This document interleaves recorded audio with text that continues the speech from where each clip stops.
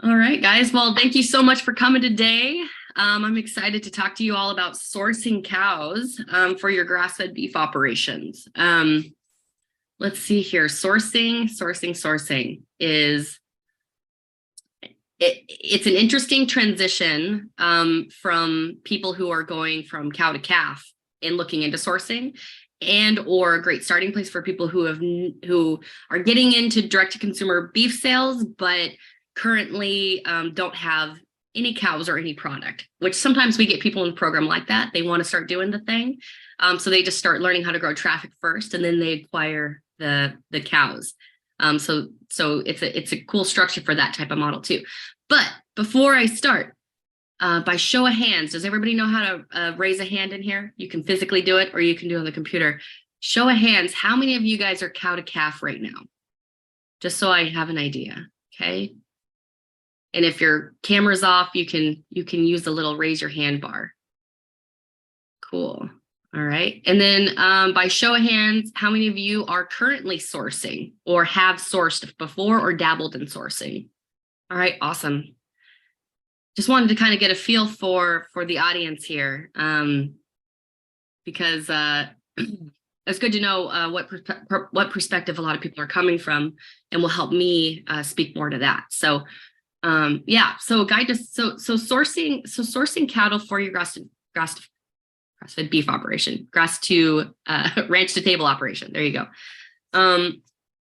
Like I mentioned before, it's an interesting transition to go from cow to calf to sourcing. Okay. And for many years, the rancher that I helped with her marketing, she was cow to calf, and then eventually transitioned straight into sourcing. And that was once she had reached a point where she was sold out. It was like she kind of fell into it, but also she saw the benefits of sourcing too, because when you source beef, your money is not tied up. It's tied up in cattle in a lot shorter duration. So it can be really profitable in the sense of like cash flow and keeping a hold of that cash flow. Okay, so let me get started here. Let me just share my little screen. And I will have a nice little doc for you guys too. Do you guys see this guide to sourcing beef? All right, so the first thing that I want to talk about is kind of the mindset for structuring your business when you're getting into sourcing cattle. So one of the first things you want to do is just kind of, and this is just like the basics of just like getting your feet wet, getting started in this, because like I mentioned, there is this transition that needs to occur from cow to calf to sourcing. And sometimes that could take a season or two, because depending on where your cattle currently at with their calves, or however old your cows are currently. So this could be something that you put into place for future seasons. Like I mentioned, the benefit of sourcing is that you have your money cash flow wrapped up in cattle for a lot shorter duration, where cow to calf, it tends to be stretched out over years, right? So it can be really beneficial for that. It's also really nice doing like how we teach our pre-sell course, and being able to pre-sell your cows just in time to purchase them. And then you can decide if you want to either finish those cattle, or if you want to buy them already finished. So there's kind of two different avenues that you can take with this. But the first thing you want to do is you just want to decide how much of the cattle sourcing process you actually want to handle yourself, and how much you want the rancher to handle.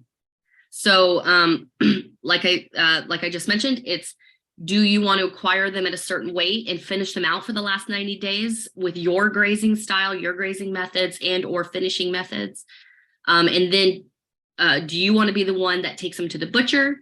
Do you want to be the one that has control after the fact, right? Some people may or may not have pasture capabilities, may not have transportation capabilities. And so just know that that's something that you can work out with other ranchers. Is maybe they do finish them out for you, maybe they don't, but that is an option.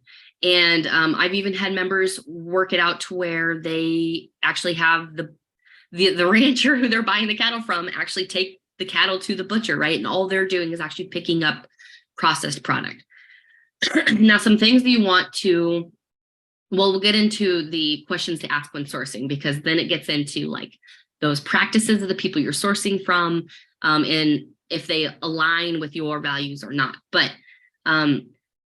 so considering whether to buy your cattle to finish them yourself, or to buy them already finished, ready to butcher, and or just having them taken to the butcher are all options on the table.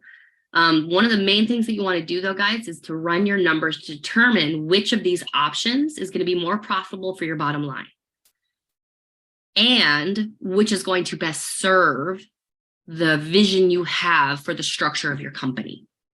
So, again, this is a numbers game. And so I have found that a lot of times sourcing can increase profitability because it shortens the duration of the time that you're actually having money wrapped up in the field on cattle, but it also allows you to structure pre-sales to be able to cash flow your own purchases of these cattle.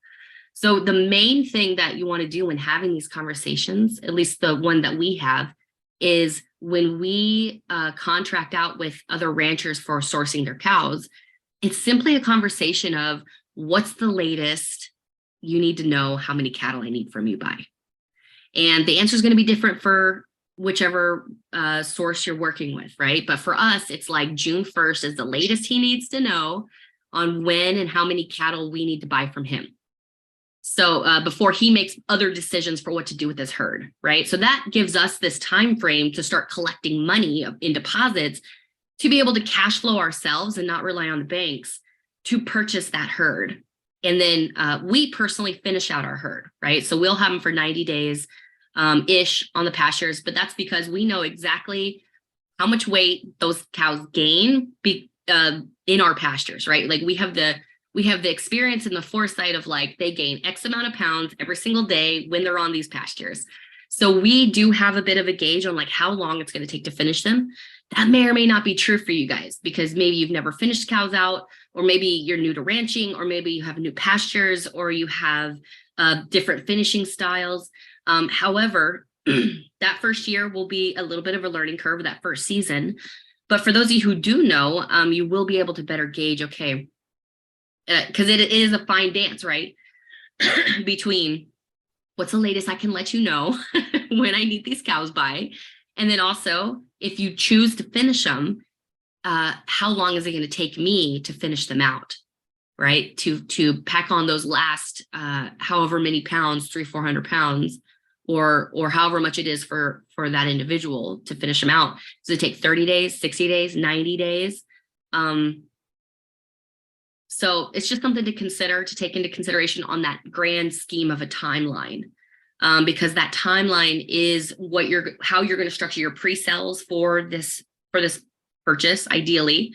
And that being said, guys, like you don't have to pre-sell in advance. It's just a strategy I use to be able to cash flow these purchases, right? Like you totally could just source and pay for them out front if you have the cash flow and or have financing. And then you can work on that inventory of then pre-selling the cattle. So it's no rhyme or rule. I just am a true believer in like, how can I take out and minimize as much risk as possible in my company, in my organization? So we do that through deposits, right? To secure that people are actually going to buy those cows. We can do that through invoicing before the butcher date, possibly. So anyways, we can talk strategy all day about minimizing that risk, but this is just one of the many ways that I try to minimize the risk in this business, because as we all know, we're like the OGs of gamblers. We're like the original people who are willing to go in and raise a huge operation from babies and then pray to the gods that they sell, so it's just another way to minimize that risk. But it can work any way that you think best serves your company is the point. So once you run your numbers, you can kind of determine which strategy is going to work best for you. Now, this kind of gets into like, do I draft a contract with these people or do I just have a handshake deal? It can go either way, you guys. So it really just kind of depends on the relationship that you have with the sources for your cows. Sometimes it's a handshake deal. Sometimes it's more of a contract deal. It kind of is, it's going to be super dependent on like the pre-existing relationships and or like the volume of cattle that you're sourcing, because it may not work in your benefit to draft a contract, right? Like I really like to, especially getting started, I really like to leave it open-ended. And that's why I asked that important question of what's the latest I can let you know by, because I don't know how many I'm going to sell. It could be way under what I think, or it could be way over, right? So it's like, we're just not sure. So I don't want to overcommit, get myself into a contract of like, I need 50 cows and then I only end up pre-selling 3, right? And then I'm having a panic attack. I'm like, what do I do with the rest of this 50? So it could really be a negative thing drafting up a contract. But having as much flexibility in that exchange as possible, I think is really key, especially when you are starting out. As you get more predictability in your sales and your list growth and all that kind of stuff, then you could start looking at drafting those contracts. For example, we've been doing it enough seasons that like we know we're going to sell X amount of head every year, right? And so last year, this is a prime example of like that, okay, it's time to start having a contract between us and these ranchers because they sold some cattle out from under us and we had to go scrambling looking for cows that we had already sold. So we were like, oh my gosh. So this year we entered into more of contractual agreements with our sources, our other ranchers that are raising these cattle, to reserve a certain amount. And so what that entailed is going to be specific upon the rancher, right? So like you could draw it up any which way. We are placing deposit, like a fraction of deposit once we get our deposits in. And so that's, and we've built up the cash flow to be able to do this too, you guys. So that's why I'm saying it doesn't have to be this way, but it made sense for us to reserve a section of the herd because we already know we're going to sell that, right? Like we have that list predictability. We have the confidence to purchase cows that maybe even haven't even been sold yet. So, but I would not recommend that out the gate. To leave yourself as much flexibility as possible and as much open-endedness as possible is really going to be beneficial for you just getting started. I just want to give you the foresight of like where it could be headed and where you might be going. But the lesson here with contracts is that those that craft the contract always win.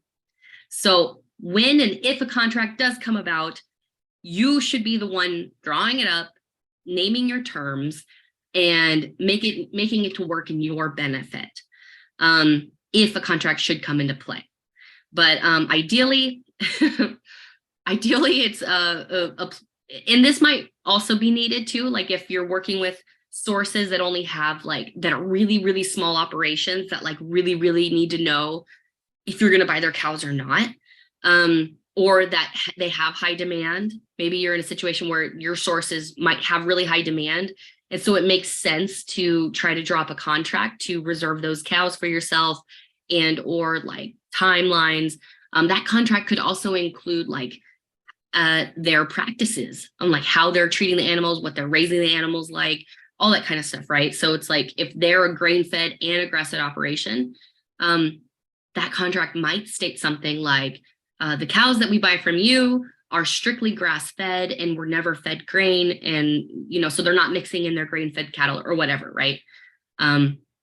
Most of you know that that finishing process, oftentimes, no matter if they're fed whatever grain or hay or whatever it is, usually you can finish out an animal 90 days or more and on just grass, and they can be considered grass-fed. But we'll get into all the logistics of that in a minute too. I just wanted to kind of cover like that mindset for structuring your business, different ways you can approach it, different ways you can go into it. And then like, do I drop a contract or not? Sometimes it's appropriate, sometimes it's not. In the beginning, like I said, sometimes those handshake deals gives you the best option because it's like, if you can, ideally find like a rancher, right, that has 100 cows and routinely sells 100 cows to the auction, and it's exactly how you would raise your cattle yourself. Hey, what's the latest I can let you know by? And he's like, oh, June, July, August, whatever, or really anytime. And you can have as many as you want or as little as you want. Like that would be the ideal situation to me, because that gives you the flexibility of like testing your list, having that learning curve, not being locked into an exact amount to purchase. But it also, like I said, just gives you a little bit of that flexibility to be able to like, buy as many or as few as you need. Because who knows, maybe you grow a super fat list and you pre-sell a lot and you're like, hey, can I just buy your whole herd? That would be really exciting for that source. So, okay. So questions to ask when sourcing your cattle. So ensuring that the cattle raising practices aligns with the products you want to promote. This is kind of a no-brainer, but I just wanted to include it because it is one of the basics, one of the foundational things to consider is, whatever product you're, like say you're in a cow to calf, which most of you in here are, right? You have a certain way of raising your cattle. You have a certain, you structured your marketing to market a certain product, whether that be grain-fed, grass-fed, whatever. So ideally, those sources are in alignment with how you yourself would raise those cattle. Let me give you an example. The place that we raise our cattle is the Wet Mountain Valley of West Cliff, Colorado. Okay, this is like the haying capital of Colorado. Okay, so when we source our cattle, we're very lucky in the sense that there is a lot of agriculture happening in that valley specifically, with neighbors, which is awesome. But these cows are being raised on the same pastures that we would raise our cows, right? So when we acquire them, there's not going to be a massive difference. Now, if we were to acquire these cows from Eastern Colorado, which is a very different landscape to give you perspective, it's like prairie land, very barren, lots of dirt, lots of dust, very different than the lush 94 varieties of grasses that are growing in the Wet Mountain Valley. All right. So if we were to acquire cattle from the Eastern Plains, and maybe this would be out of like desperation of like, we oversold, we can't find cows. We would just need to put in place a plan of action on how we're going to finish that cow. Even if it's like supplemental, whatever it is, to get them to the weight they need to be at by the time of our butcher dates and or promised fulfillment. Now there is some caveat here, guys. It's not always black and white. So if you structure your promotions, and this is where some of that strategy comes in, if you structure your promotions around sourcing and you do get in a pickle where you have to source cows from different practices or different environments, it's going to take a minute to get that cow whipped into shape to your liking. You can always let your customers know, hey, we hit a snag and we're going to have to delay our fulfillment another month or whatever because of this reason, because of, the cattle just aren't getting weight like we like to see them, and we want to promise you premium beef. So for that reason, we are not willing to take these cows to butcher at a less than premium product or whatever. So anyways, there's always ways around that. It's not always black and white. It is a give and take, and 99% of the time customers are really understanding, especially if your primary concern is the quality of the product and their experience with that product. So people will wait. So I just want to put that caveat in there. But in an ideal world, you're sourcing cattle from ranchers that have similar practices as you, that are in similar environments. This just makes that finishing process super easy. And or if you're just taking them straight from ranch to butcher, or if you're having that rancher take them to butcher and you're just picking up product, however you structure that out. I know for us, we like to have control of them the last 90 days because we are very skilled at finishing. We know exactly, like I said, we know exactly how much weight in what pastures in a time frame. So for us, we want that control, but for some other people, it might make more sense maybe these ranchers have more experience. Maybe you've tried their beef, you love the taste of it, you want them just to finish them out exactly like that to market that product under your brand. It's sky's the limit, guys. It's however you want to structure that. So consider if the ranchers implement similar practices that align with your brand. Again, yeah, we just talked about that. So rotational grazing, are they eco-friendly practices? Are they feedlot beef? Where are you getting them from, right? Not all cattle are the same. And this will bring me into like how to find cattle sources, which is our next section, because sometimes we don't have the luxury of knowing any ranchers or knowing especially ranchers with similar practices, right? We might be forced to like go down to the auction house and get some cows, and we have no idea their history, right? So in that case, it might be something where we do have to focus and hone in on those finishing practices, and maybe give ourselves some more time than what is that? Under promise, over deliver. So it's like maybe we give ourselves a fulfillment time frame for our customers that's a little bit further out, just to give ourselves that cushion of like whipping these mystery cows into shape. Like, we like their breed, we like all the things that they're about, but we don't know their history. We don't know how they were raised or how they were handled or whatever. So maybe you want to give yourself a little bit more cushion on how you want to finish them, and or like how you want to handle them leading up to butcher. So obviously checking to see if the breed of the cattle is similar to what you would raise yourself. So this would be like primarily important if you are currently doing like cow to calf and selling direct to consumer, and you've structured all your branding around a specific breed. Customers may or may not even be aware of breed. However, I know most ranchers are pretty particular and have their favorites and have their reasons for their favorites. So ideally, you don't like start marketing a specific type of cow and then all of a sudden like, hey, surprise, we're bringing in Highland beef, or we're bringing in like this specialty breed. And again, you can do that with marketing strategy behind that, for those like reasons behind that if you want to. But ideally, there's no like, I guess like too big of change, like nothing that your customers are even going to be aware of, right? Because it's the same breed of cow. You know how to manage that breed really well. It just shortens that learning curve, right? Of like managing different breeds. And yeah, anyways, it just like the margin for error, or like even that transition from that cow to calf to sourcing is less abrupt, right? Like it's less noticeable, and it's easier for you too, because you're used to handling those types of breeds and cows and all that kind of stuff. So it's not as important. So trying to stick with that similar breed is just going to help minimize that. Now this is really interesting. The requesting samples of the beef to taste the quality before making your purchase decisions. This does not have to happen, especially if you're really familiar with the breed and you're finishing out those cows. But it could serve you if they did have product available that you could sample, for maybe, looking at the genetics, or maybe you don't know enough about it, right? Like maybe you don't know enough about the genetics. Maybe you're new to this. Maybe you're just getting into this. Some of us are like really, really well versed in like cattle breeds and the way they taste and how the practices affect the flavors and all these things, right?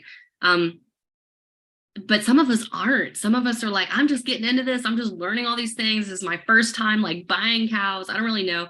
It is not out of the question to ask for a sample of the beef to see like, what does it taste like? Is it gritty? Is it chewy? Is it dry? Like, because this will give you a gauge of like how you might treat that finishing process if you're finishing, right? So it's like, if it's super lean beef and you're just like, oh my gosh, like crunching through it, maybe you know exactly what you need to do to whip that cow into shape to yield an even better product, right? Or maybe you taste it and it just blows your mind, right? You're like, oh my God, this beef is so flavorful, so amazing. This is exactly the product I want to market. That will minimize the work you have to do in that finishing process. It might more just be like maintenance. on like, I'm just going to continue the practices of this rancher. Or maybe it's like you need even less time with them before you take them to butcher. So yeah, so requesting a sample is not out of the question. And we're going to get into pricing and cost too, because I know all of you are thinking, well, when do I acquire them, at what weight, and at what price, and how do I negotiate the cost? So I'm going to talk all about that. So don't worry, it's coming. I can already see the anxiousness. So I got you guys, don't worry. Okay, so the last point of questions that I want you to consider when sourcing cattle is going to be, are you acquiring heifers and or heiferettes, right? Because this is something we learned the hard way. Well, sometimes you want to, well, okay, let me just start. Pregnancy, okay? Acquiring cows that are pregnant. Like you can't, like we've done it, we've been there. We bought a whole bunch of heiferettes from a rancher, and we bought the exact amount that we sold, okay? This was a problem because a quarter of those heiferettes showed up pregnant. So we couldn't sell them. And then we had to figure out a market for them to go to a cow to calf operation or to whatever. And then also like you have a certain amount of boxes that fail for whatever reason in shipping, maybe the shipping gets screwed up, whatever, right? Product is compromised. So we really shortchanged ourselves that first season. So I wished we would have, and we do now, we overbuy, we buy more than what we think we're going to sell or what we have sold. But also the conversations with the source of your cattle need to be involved on like pregnancy and preg checking. Who is doing that? Who wants to do that? Do you want to do that? Do you want the rancher to do that? Before, we didn't really have the luxury of having our rancher do that for us. Because when we acquired them, so we took on the pregnancy checking parts, right? And then we just overbought to kind of a for X amount are probably going to be pregnant. So just deciding like, what's the process for that? What's the conversation around that you need to have with those ranchers? And it's always a good idea just to buy one or two more. That's kind of the moral of the story too, is like, there's some things to account for when you're acquiring other cows. Some strategies that we found to avoid pregnancy are rotating the cattle in a way that they are very far away from the bulls and they can't tempt them to be destructive. And this is obviously luxury of property and space. Some people don't have that luxury. Another thing is having that rancher, I didn't add this in there, but having that rancher preg check for you. And only sell you cows that are not. And so again, this might come back to a contractual thing, right? So it's like in the beginning, that might not be something you can negotiate, right? But as you establish these relationships with these ranchers, these are things that you can like lean into because you are going to be a really great income for these other ranchers, right? Like it just comes with predictability. In the beginning, it's kind of like that, hey, just trust me, I think I can sell this. But then eventually, like I said, with list sales and predictability of sales comes trust, right? And so they kind of come to like, hey, how many do you think you're going to need this year? Because I'm making my buys and I'm planning my calving season to kind of count for you 2, 3, 4 years down the road, so having a contract in place eventually to curb this pregnancy problem is a luxury, but it's just know that like if that's not an option, that's also normal. And to just kind of try to acquire as much information about the herd as you can on like, okay, how close in proximity to bulls are they?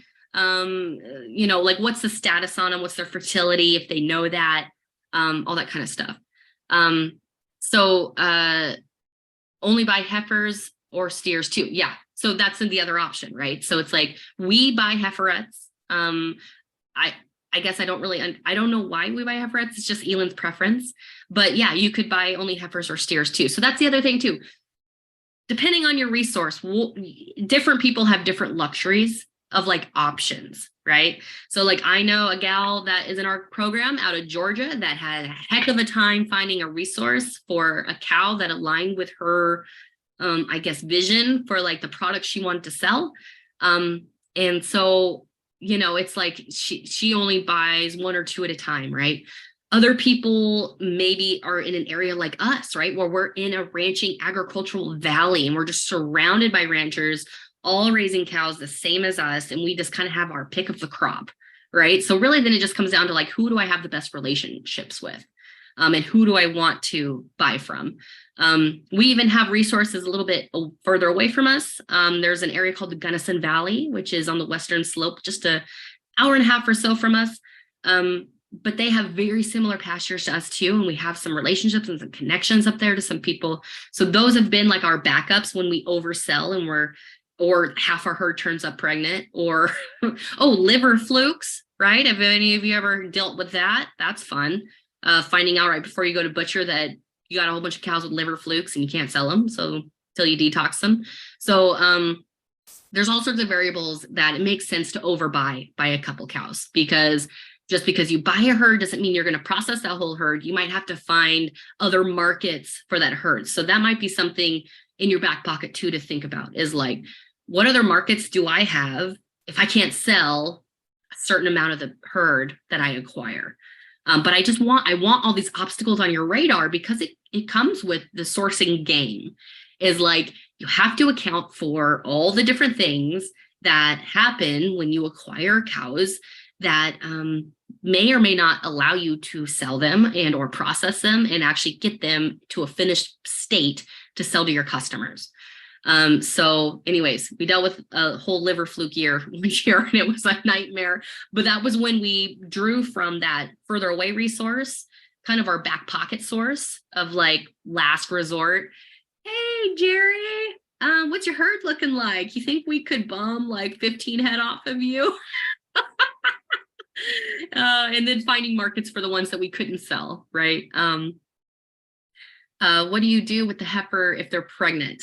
So a lot of cow to calf operations will acquire those sometimes, right? Or auctions, or there's all sorts of resources. And honestly, I bet there's probably a couple people in here who could maybe speak to that on like, what do you do with a heiferette when they're pregnant? Anybody in here have any experience with that at all?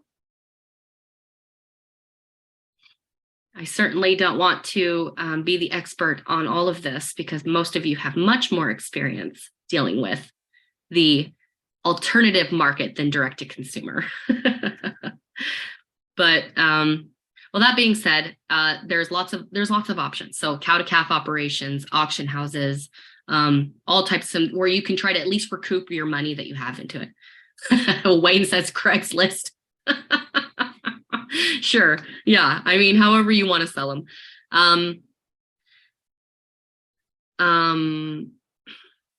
Let's see. What is a heiferette versus a heifer? I believe boy and girl. Am I incorrect on my terminology? I may or may not be. This is more Ellen's department, but I have been hanging out with her long enough that I've learned a thing or two. But I believe boy versus girl, Wayne. Heifer, boy, heiferette, girl. Because it was funny. I don't want to sound like I don't know what I'm talking about, but like I thought it was hilarious when I heard the term heiferette for the first time. I was like, oh, that's a fun name. But I had no idea that there was even such a name for the longest time. So that was cool. All right. So are we good on this stuff so far? Because I'm throwing a lot at you. I'm going to get into how to find these cattle sources, like how to actually find these resources. I'm going to get into the pricing and costs, and why ranchers would be excited to work with you, and other tips for getting started. But just for like those questions to ask, things to consider, how to navigate. Is there any questions thus far that I could address? Okay, cool. that means I'm doing a thorough job. So that makes me happy. Oh, never mind. Here come all the questions. They just needed a second to write them. Okay, Cindy, thank you. Heiferette is a second calver. Basically, you'd be looking for a cow that did not breed back after her first pregnancy. Perfect. And this is, again, guys, just one strategy is like looking for heiferettes, right? Like you could just buy heifers. You could just buy, you just have to decide like what makes sense for you and your operation and your bottom line. What type of a cow do you want to acquire? Jackie says it's probably age. One retailer I know only buys open 2-year-old heifers and because they're more tender. That is the age we buy too, is 2 and 3-year-olds. So, and it also just kind of depends on their weight too, because we know exactly how much weight we can put on them in the time we have them. So we want to acquire them at a specific weight to help us achieve our weight goal. So, and if you guys want to talk strategy about pre-sales, we could definitely talk about how to even curb that risk. Okay. So at our company, we always joke we have fat cows. And that's because we sell a set weight when it comes to bulk beef. And you could even do this with bundles, but like with bulk beef, right? So even if because we had this happen one year, it was a drought year, and I know a lot of us deal with drought. And we had a new butcher, which is kind of notorious for low yield. And so our 8 beefs came in super light, where the year prior, they were absolutely maxed out to the heaviest we've ever sold. I mean, they were just the fattest cows in the world. But we figure that the heaviest eighth we can ship is a 60-pound eighth. And that's with dry ice without crossing that threshold, that shipping threshold of 70 pounds, right? So even if you are sourcing cows and they do come in light, or maybe you're still dialing in that finishing process and you didn't get them as fat as you want, or you're learning how much weight you're able to even put on them in that 90 days, 60 days, however long it is that you're gonna have them in your possession. You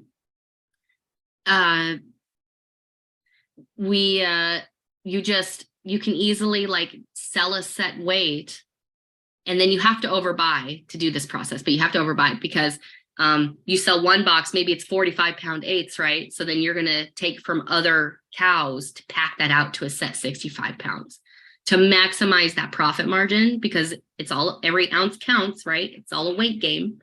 So invoicing for that set weight, and then just, so now it's not how many head did I sell, it's how many pounds did I sell. And this has been really effective for us in just minimizing that risk again, right? Like I love every avenue I can minimize the risk. And then also to maximize our profit margins, because I'll tell you what, it's just as hard to sell a 45-pound eighth as it is a 65-pound eighth. Most people are happier with more beef if they're buying in bulk. So yeah, so we just sell 60, 65-pound eighths, and we did the math on how much profit we lost that year, and it was something like a couple $100,000 over that difference in weight. And we curled up in little balls and cried for a solid day, and then shook ourselves off and said, all right, let's never do that again. So I'm glad I could make the mistakes for you guys. Okay. So how to find cattle sources.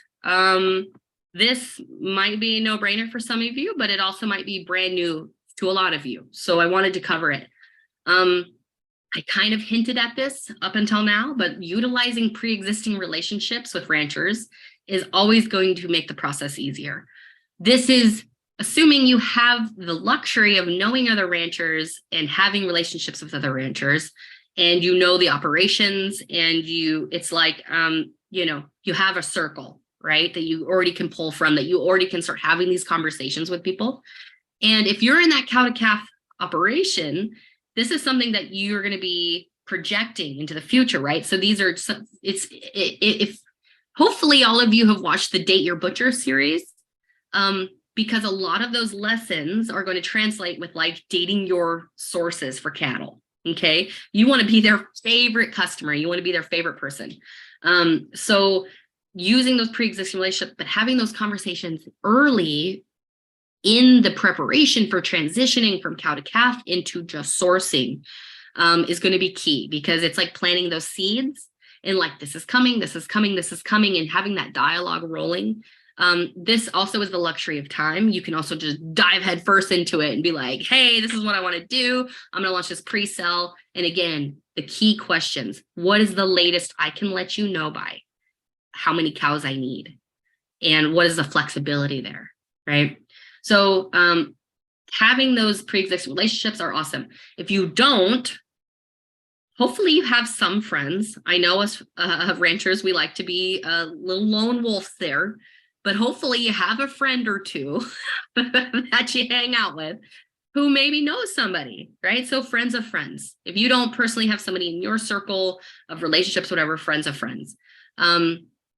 And I know this is going to sound horrible to y'all, but networking, like going to the Cattlemen's Association meetups, going to get involved in the rodeos, rubbing shoulders. So this would be for like people who are not already involved in that, right? The people who are just getting into this, who are like, hey, I just moved to the country for the first time. I don't know anybody in my area.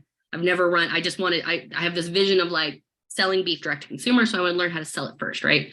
So go start networking, go start rubbing shoulders, making friends with other ranchers. That should be a lot less difficult than making relationships with customers or partnerships, right? Like all of our online, and those are probably much more intimidating than just go make friends with other ranchers, okay? And drop the hint, hey, so like I'm in the market for maybe sourcing some cows to finish out. Do you know of anybody that you could introduce me to? Do you have any relationships? Do you recommend anybody, right? Like you've been in this area for 25 years, your whole life, whatever. Who do you think I should work with? And then also what's nice about that too is small town life, right? Like, oh God, don't go work with Gary. Like he is a nightmare, right? Like do not work with him. But George down the road, oh my gosh, he's amazing. We love George. He's so fun. He's so kind. He's got this great operation, right? So it's like kind of getting your recon done ahead of time so that research is a little bit less of a curve, right? And again, this is luxury of like knowing your people. Again, we have a gal we have in Georgia. She didn't know anybody. She's never sourced cattle. She doesn't know anybody who has cattle, and she rallied her networks and found somebody through, drumroll please, Facebook groups on social media. So, there are so many groups, as you know, most of you are part of the grass-fed marketing group, right? And you probably see in there often, hey, I'm looking for such and such cows. Hey, I'm whatever, right? So it's like using those social platforms to find relationships, to find connections, to find whatever. And then it becomes a vetting process, like we mentioned in the first section. Deciding like just asking them, like, how were they raised? Are they in alignment with my practices? Figuring all that stuff out. So that would be if you did not already know who they are and you found them on social media. But social media is an excellent, excellent way to find those resources. And then kind of my last resort, but I do know some members who do this, is animal auctions. Go in there and just bidding on cows that they think that they could sell or that they've already pre-sold. And this would be something that you would want to get information, as much information on these animals as is available, right? And it could even be like, who is selling them? Who is and maybe this is like, you go into an auction. I know we all love a good auction, right? Can't resist a good auction. You go in there, you see what's up for auction, and then maybe you go, before they go for bid, go talk to the person who is selling the animals. Ask them all the questions. Say, I think I might be bidding on your cows, but I need to know these things. How were they handled? Where did they live? What type of environment did they live in? And even if like it seemingly doesn't matter to you, it's still good to have as much information on the animals that you're acquiring as possible, whether it's important or not, right? So it's like, were they raised in a tiny little pen, or were they out on open pasture? If they were out on open pasture, what type of grasses were they eating? Were they finished on grain? If so, what type of grain? Did you have them since birth? Might be a really important question, right? Like, were you the one who gave immunizations? Were they given immunizations? Have they been bred before? Right. So it's like there's all sorts of these kind of background things that might help you determine how to finish them out and or what type of product these cows might yield, all those things, right? So I'm just kind of giving you some foresight on some questions that might come up. Auctioneers may be able to source your ideal cattle from his seller. Nice. That is a really great point. We actually, Jason does this, Emily. Yeah, he dates his auctioneer, which is funny because we do the date your butcher and again, date your rancher.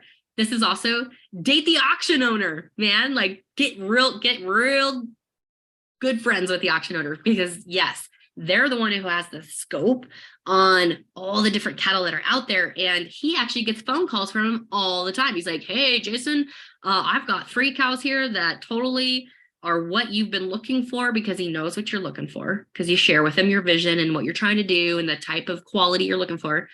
And then he buys them before they even go to auction. The auctioneer just connects them to the people who are thinking about bringing their product to auction. So he actually beats them to the gate. And this also allows for better pricing and negotiations around cost to save them the trip from going to the auction. But we are going to get into everyone's most favorite topic, pricing and costs, here in just a second. But thank you, Jackie, for reminding me of that. That is so true. Picking them up before the sale. I love that. Okay, so pricing and costs. What the heck do you pay these people to acquire these animals? How do I make this profitable for myself? Again, this is going to go with how you decide to go about this. Are you buying them at a certain weight and finishing them out over a duration of time? Are you buying them already finished and picking them up from one field and taking them to the butcher at a specific weight? Or are you not even taking them to butcher? Is the rancher handling all of it and you're just picking up finished product and basically paying for the butcher and processing fees plus whatever the rancher wants for the cow, right? So depending on which avenue you go down, it's going to be different pricing. Ideally, it is, well, okay, so you got to think of it this way. What previous market are these ranchers selling into? Okay, because this is the starting spot. If they're selling to auction, about what, and this would be a conversation you could have with them, well, what do you think you could get for these at auction at this weight, right? At X amount of pounds. Then it's just, what if I up that price by a quarter, right? The idea is that what's the lowest price that you can acquire these cattle, but still benefit the rancher, right? So that it is in their interest to look at you as their favorite customer because they're getting more of a premium price. But it's also in your benefit because you're acquiring them at the lower the price, obviously, the higher your profit margins can be. And that will be determined on how much weight you can sell them at. Although I did tell you guys the trick to always having fat cows. So weight may or may not be as important. So really it's going to come down to like knowing your numbers. Okay.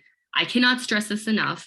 How many ranchers and people just in business in general guess at what their profits are, what their numbers are. So getting a really, really accurate picture on like down to the pound of like how much profit is to be had, what your overhead is, having all of that mapped out for you so that you can make really clear judgment decisions on purchases when it comes to sourcing. And that can be negotiations around cost and what you think you can sell it for, plus your overhead, that type of thing, what margins you might be able to stand to make.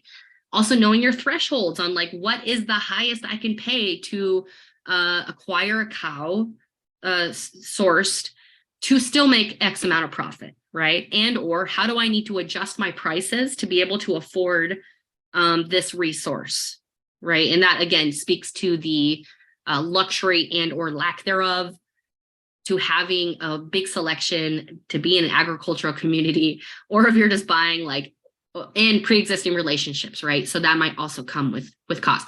But in an ideal world, you pay a little bit more than what auction price would be for a cow, whether that be steer, heiferette, whatever it is you're going for. And this just kind of gives you more leverage, and like I said, like they're getting more of a premium price, so they might as well sell to you. And as you grow in your list and sales predictability, they can look more and more forward to getting that premium price of more of a secure market than going to auction with them. But knowing whatever their pre-existing, I guess, like market is. So let me give you an example of a less ideal situation. We've had people in the past who have gone to ranchers who are already doing direct to consumer. Okay. So their like gauge of what the price they would like to get out of it could be more like a wholesale price, like something they would sell to a chef. It might be more of a higher market than you are willing to pay, because you know there's a massive profit margin area there that's being eaten up because they already have a pre-existing market of selling direct to consumer to selling retail prices. Or maybe they're so into what retail prices are that they know what you could sell it for, so they're not willing to, I guess, go any further down in price than what they think the cow is worth, right?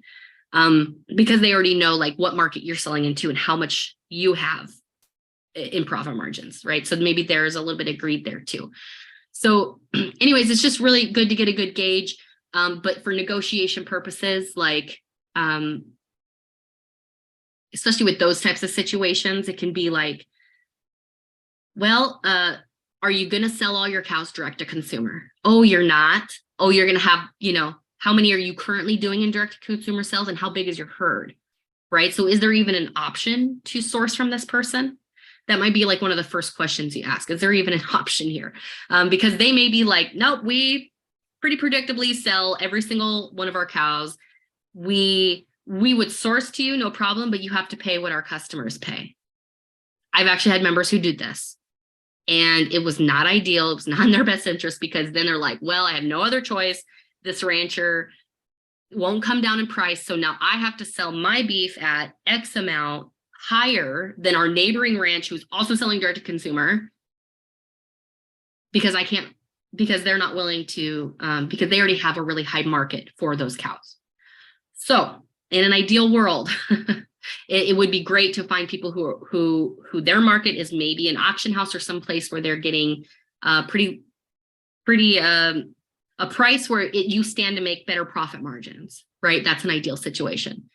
But again, like if there's no other source, if there's no other resource, and you have to buy these cows at a pretty premium price, AKA our gal in Georgia, like she had to do this. We teach you obviously how to market your cows to sell them at whatever price you need to sell them at, right? So that's the other alternative, is like, hey, if you have no other option, you have to buy these cows at a premium price, and we have to sell them for $21 a pound. We're going to figure out how to do it. We're going to shape your marketing to make that happen. But ideal world, you just have a better price. You stand to make lots and lots of profit margin. Lydia says, I found possible sources on the Kiko Goat Registry. They had a list of all the breeders in Idaho. I don't know if this works for beef. Yeah, very cool. Yeah, and there are lots and lots of, thank you for that reminder. I'm going to add that. So the registries, national registries for like cow markets, cow auctions, cow breeders, that's also really great research to do. In which case, a lot of that's going to be cold calls of like, hey, you don't know me, and I promise I'm not a salesperson or a scammer, but I'm trying to source beef for my direct-to-consumer business. Would you be open to the conversation of me sourcing from you potentially? And if so, I have a lot of questions, something like that. So thank you, Lydia. That's a great point. So again, determining a fair price for the cattle, considering both the ranchers' asking prices and your desired profit margins. Building trust with the ranchers by honoring their asking prices can be beneficial for establishing a successful business relationship. So again, this comes down to, yes, you want to get a good price on these cows to make a good profit margin. However, sometimes it is worth establishing, like I mentioned, or even just honoring whatever their asking price is, because it can be beneficial for establishing a really great business relationship with them. So again, it's just weighing the pros and cons. It's navigating that unique relationship that you have with the sources you have available to you. But it just goes back to that dating your butcher. And for those of you who are going, what is she talking about, dating the butcher? Emily, we have that in the course, right? Available to people. That's one of our, it always has been, but I don't know. Things get shuffled around a lot. I want to make sure. Anyways, yeah. What was it again that you're asking about is in the course? The date your butcher. It's lesson? not in the course. Okay. Well, I'll confirm and I'll get back to you in a second. Yeah, well, at the very least, I'll make that available to this meetup. And maybe we can make that note to Carly, is like, we need that as a precursor to the relationships of the bottlenecks of our business. And so, and really that's what it comes down to, guys, is like, where are the bottlenecks of your business? And if you are sourcing, this could be a second bottleneck aside from your butcher and your processing, right? So making sure that we have really strong relationships there and how to navigate those relationships, that's what the Date Your Butcher lesson is about. So I will make a note to add that lesson to this resource that I'll share with you guys after this meetup. Cool. So this one right here asks questions about hanging, package weight, direct-to-consumer sales, volume, and prices. I already mentioned this. These are all just what is their pre-existing market? Determining what their pre-existing market is for their cows. So just, and if they have the experience of processing those cows as a resource, you can ask, okay, on average, what are the hanging and packaged weights? Are they already doing direct-to-consumer sales? What volume are they selling at what current prices? Getting leads on their butchering facility. Also, if you don't have your own facility, or if you're looking for other alternatives to facilities, what facility are they using? Transportation costs that might be associated with acquiring those cows is something you might want to, talk about. Load capacities for both ranchers and the butchers. And then again, that conversation of timeline and reservation requirements and payment terms. So those are all conversation topics that we kind of already covered in earlier sections. Drafting those how it's the latest you need to know by conversation. What are the requirements to reserve these cows? Do they want a deposit? Ideally, you could work it out where, like, what's the latest I can let you know by without having to put any deposits down? That's the ideal conversation. But if you're in a situation where it's like, I have no other resources, if I don't reserve these, I'm not going to have any cows at all, then maybe it's worth it for you to talk about deposits to reserve those cows. But then that conversation would include, well, what's the latest I can give you deposits by? And then we're going to structure your pre-sale timeline to have the cash to do that. So, okay. So why would these ranchers be excited to work with you? You can just think your own reasons. Because if someone were to approach you tomorrow, how excited would you be to have an alternative market to get a better price than you originally would, right? That's maybe a little more security for you as a rancher. So a lot of ranchers, they dislike marketing, customer service, and coordination with the butcher. And you can take all these off your plate, right? So it's like, other than selling to the auctions and having an alternative place, a market for their cows, they have zero interest in direct to consumer and doing all these things that you're currently doing, right? So it's like, it just gives them another market, and it allows them to be able to avoid all that stuff. And then when you're in negotiations with them, you can offer solutions to their pain points and establish trust and quality relationships with ranchers. So yeah, like, I know that you hate selling to the auction house. I know you hate getting screwed on price, right? So it's like speaking to these pain points to be able to gain them as a resource for yourself is going to be beneficial. I moved this. Stop. Okay, so and then stipulations for claiming grass-fed beef. For those of you who are super new to terminology, the definition of grass-fed beef can vary. So be really clear about your product's attributes and attract customers who value those qualities. So this just goes back to those conversations with these resources of like, what are your methods and what do you, because they could say, yeah, we're grass fed and grass finished, but that could mean something totally different to them than what it means to you. So get down to the brass tacks of like, how exactly do you grass fed? How exactly do you grass finish? Or if they're grain fed, grain finished, how and what grain, so get it. Don't just like take it at point blank and say, oh, that we all mean the same thing, because those definitions can really, as you all know, I'm sure there's a lot of talk amongst ranchers as to like, what do you say is grass fed? What do you say is grass finished? So just make sure that you dig into those topics with these resources and like know exactly what they mean. And then, the last thing is just to consider your own beliefs and expectations of your customers when deciding whether or not to offer any product, right? So it's like, whether it's 100% grass fed, grass finished, grain finished, whatever it is. Just think when you're sourcing these about your customers that you've acquired and their values and beliefs and the type of product you want to market. Okay, so with all of that, guys, that is pretty much it. All right, guys, well, I will see you later, and I think we're going to head over to office hours. So thank y'all for being here.